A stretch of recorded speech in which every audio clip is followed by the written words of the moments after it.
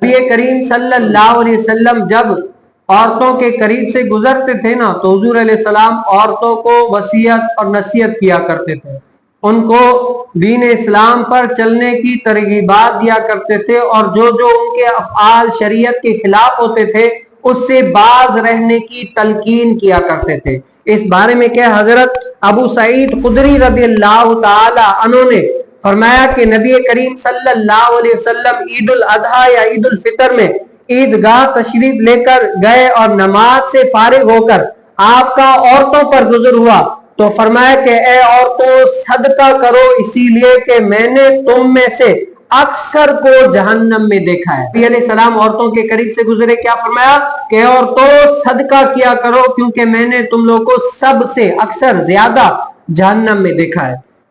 क्या देखा है? जहन्नम में देखा है।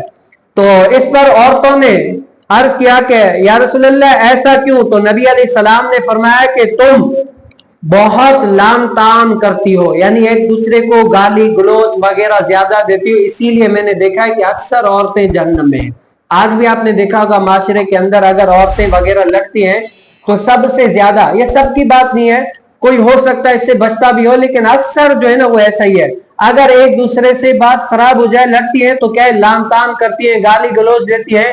तो इस वजह से भी नबी मुकर्रम सल्लल्लाहु अलैहि वसल्लम ने फरमाया कि मैंने देखा कि औरतें क्या है जहन्नम में ज्यादा है। उसकी एक वजह क्या है कि वो लाम ताम ज्यादा करती है, और दूसरा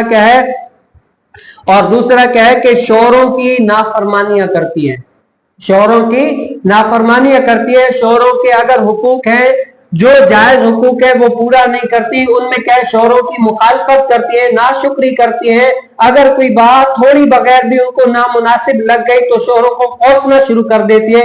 इसलिए भी मैंने देखा कि औरतें जहन्नम में सबसे ज्यादा है। और नबी अलैहिस्सलाम ने क्या फरमाया कि तो वो औरतें क्या अकल और दीन में नाकिस होती हैं। औरतें क्या होती है? अकल और दीन में क्या होती है? नाकिस होती है। होशमंद मर्द की अकल को ले जाने वाला तुमसे ज्यादा किसी को मैंने नहीं देखा। तो औरतों ने अर्ज किया कि हमारे दीन और हमारी अकल में कमी क्या है? औरतों ने अर्ज क्या किया कि या रसूलल्लाह हमारे दीन और हमारी अकल में कमी क्या है? तो नबी करीम सल्लल्लाहु अलैहि वसल्लम ने फरमाया कि एक औरत की गवाही मर्द के निस्फ गवाही के बराबर होती है। आपको पता है अगर जायदाद के हवाले से या अगर किसी के बारे में कोई गवाह पेश करना हो तो ये आपको पता ही है कि एक मर्द गवाही देगा और दो औरतें गवाही देंगी, यानी एक मर्द के मुकाबले में कितनी? दो औरतें आती है। इसीलिए और जायदाद के हवाले से भी आपने देखा होगा अगर जायदाद तकसीम करते हैं तो बेटा एक पूरा हिस्सा उठाएगा और बहन जो है ना वो क्या है आधा हिस्सा उठाएगी। ये क्या है? ये अकल के एतबार से उसकी कमी है कि अकल क्या है? अकल के एतबार से। और दीन के एतबार से क्या है?